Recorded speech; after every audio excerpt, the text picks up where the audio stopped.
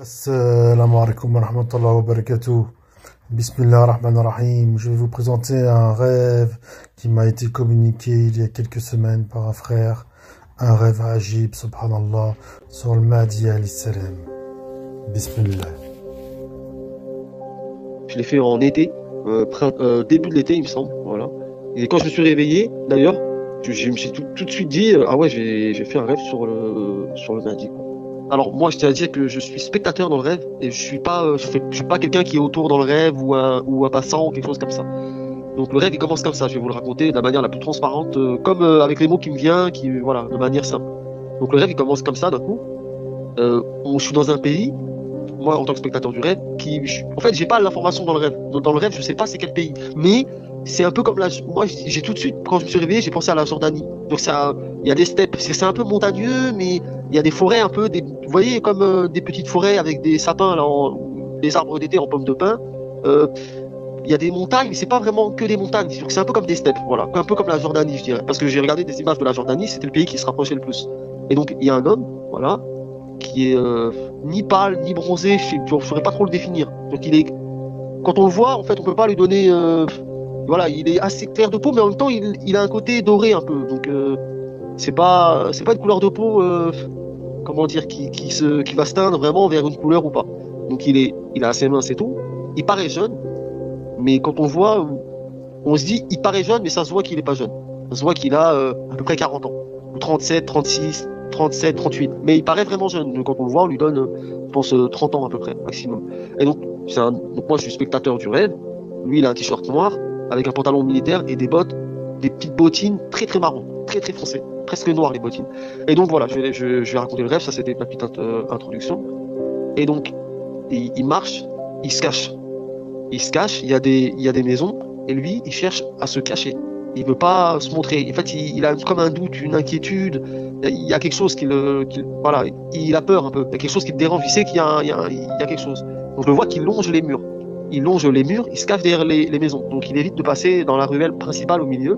Il se cache, il se cache, et il marche, quoi. Et à un moment, il est à peu près 16h au moment où ça se passe, il en a marre de se cacher. Et je vois que ça le saoule, je vois qu'il est exaspéré. Et il se dit, comme s'il se disait, c'est bon, moi j'en ai marre, quoi. J'ai pas que ça à faire de me cacher. Donc à un moment, il décide d'arrêter de longer les murs et d'aller plutôt vers la rue principale. Et à ce moment-là, il y a un hélicoptère, donc qui était déjà présent au début du rêve. Excusez-moi de ne pas l'avoir, parce qu'il l'avait déjà vu l'hélicoptère lui. Donc quand il sort et qu'il arrête de longer les murs, il y a un hélicoptère qui le voit. Et lui, il lève la tête en haut à gauche, dans le ciel, et il voit que l'hélicoptère l'a remarqué. Et l'hélicoptère, dès qu'ils l'ont vu, donc quand il a arrêté de se cacher, ils l'ont vu, et pour eux, c'était comme si, moi j'ai des spectateurs dans le rêve, hein. C'est comme si l'hélicoptère, c'est bon, mission accomplie, on a trouvé, on part. Donc l'hélicoptère, après, il part.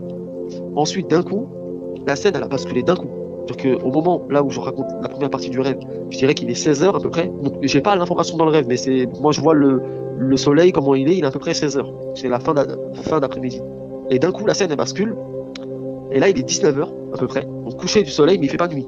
On voit que c'est le coucher du soleil. Et là, la scène, elle se passe à peu près 10 à 15 mètres plus loin, vers la gauche.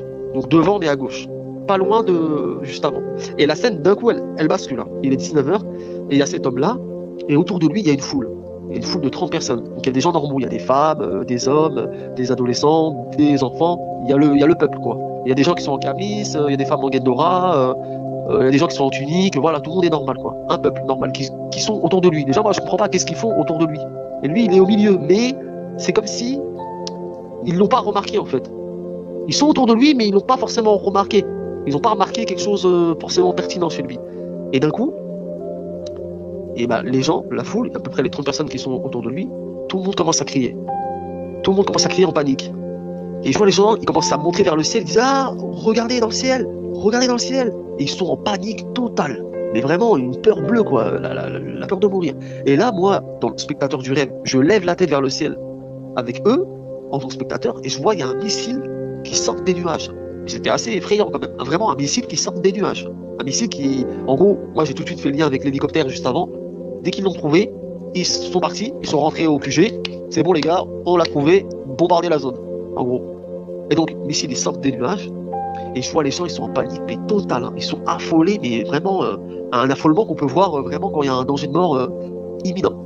Mais lui, je le vois, qui ne bouge pas. Il a pas peur. Moi, je vois en tant que spectateur du rêve, je comprends pas. Et je vois, il lève la tête, il regarde le missile, mais il regarde avec un regard, tout en train de crier, tout. Lui, il a pas crié. Il a juste regardé le missile avec un regard. Et c'est comme si dans son regard, l'expression du regard, tout de suite, on pense à Dieu. Je sais pas pourquoi. C'est vraiment dans le regard, vous voyez, il y a des regards de colère, des regards de gentillesse, il y a toutes sortes de regards. Mais dans ce regard-là, c'est comme si c'était écrit Allah. C'est vraiment un regard d'une foi incroyable. D'ailleurs, moi-même, ce qui m'a marqué le plus dans le rêve, c'était ce regard-là. C'est un regard. C'est comme si le regard, il parlait plus que des mots. C'est comme si ce regard-là, oui. Ah, ça me regard de Allahu Akbar, Allahu Akbar. Ah, c'est un regard. Je dirais que c'est un regard calme. C'est un regard calme, discret. Mais c'est comme. Comment je pourrais expliquer ça? Parce que je sais pas comment le définir. C'est dans ce regard-là, tu lis tout de suite. C'est vraiment un regard qui exprime Allah en fait. L'adoration. Vraiment une adoration. C'est vraiment le mot qui me vient le plus à l'esprit. Confiance totale en Allah, c'est ça. Voilà, une confiance, mais qui est. Que moi-même, ça a beau être un rêve, mais j'ai jamais vu un regard comme ça sur Terre. C'était un regard, une confiance incroyable. Mais une fois, franchement, moi-même, quand j'ai vu le regard, je me suis dit, il n'y a pas eu beaucoup d'hommes qui ont eu cette foi, je pense. Il n'y en a pas beaucoup. Je sais pas ce qu'il a vécu, etc. Pourquoi est-ce qu'il a ce regard-là qui est vraiment. Je vais pas dire c'est effrayant, mais c'est un regard quand même on sent quand on voit ce regard-là, on se pose des questions en fait. On se pose tout de suite beaucoup de questions. En tout cas, c'est un regard vraiment qui exprimait le Créateur. C'est un regard qui exprimait l'adoration vers le Créateur. J'ai pas d'autres mots pour exprimer par rapport à ce regard-là. Et donc, lui, quand il a lancé ce regard-là sur le missile, et ben le missile, et là j'étais choqué, le missile, il s'est stoppé net. À peu près, vous voyez, on va dire, combien de mètres? Quand il est sorti des nuages, 3 secondes après, à peu près 2-3 secondes après. Donc il était quand même assez haut quand il est resté bloqué. Donc là, le missile, il s'est stoppé net. Comme s'il était bloqué. Il pouvait ni y remonter, ni y tomber. Il était bloqué. En stand-by, comme on dit. Il était en stand-by. Le missile, il bouge plus. Il était bloqué net. Mais moi, j'étais choqué dans le rêve, parce que même si je suis pas dans le rêve, je suis spectateur. Donc quand je suis en train de faire le rêve, j'assiste en même temps à ce qui se passe dans la scène. Et le missile est bloqué en l'air. Bouge plus. Et là, hop, je me réveille. Fin du rêve. Ça, barakallah fik. Tu peux nous parler de rien. Tu peux nous parler de la couleur de ses yeux, s'il te plaît. Alors, moi, il avait des cheveux noirs. Ah oui, excuse-moi, excuse-moi, c'est les yeux. J'allais donner à peu près une description. Il me semble, moi, je suis assez dans le rêve. J'assiste au rêve comme si j'étais au début du rêve. Je suis 5 mètres derrière lui. Et dans la deuxième partie du rêve, je dirais que je suis vers 10 mètres à peu près. Je suis vers 10 mètres. Je vois pas très bien, mais il me semble. Parce que des fois, il y a des gens qui ont les yeux clairs, mais de loin, on a l'impression qu'ils sont noirs. Mais il me semble quand même, moi dans le rêve, j'ai vu des yeux noirs en tout cas, qui paraissaient quand même noirs. Des yeux qui paraissaient noirs. Et pour son physique, c'était. Il peut aussi bien ressembler à un Israélite.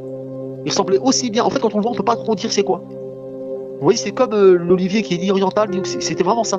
D'un côté, il peut paraître. Tu peux dire c'est un Israélite, tu peux dire c'est un Jordanien, tu peux dire c'est un Turc, tu peux dire c'est un Algérien, tu peux même lui dire c'est un Espagnol. Tu peux même. Il a pas vraiment de. Vous voyez ce que je veux dire? Il passe un peu partout, quoi. Vous voyez? J'ai pas eu de. C'est vraiment l'impression, en tout cas, ici, je pourrais définir son physique, j'avais l'impression d'un croisement entre quelqu'un, pardon.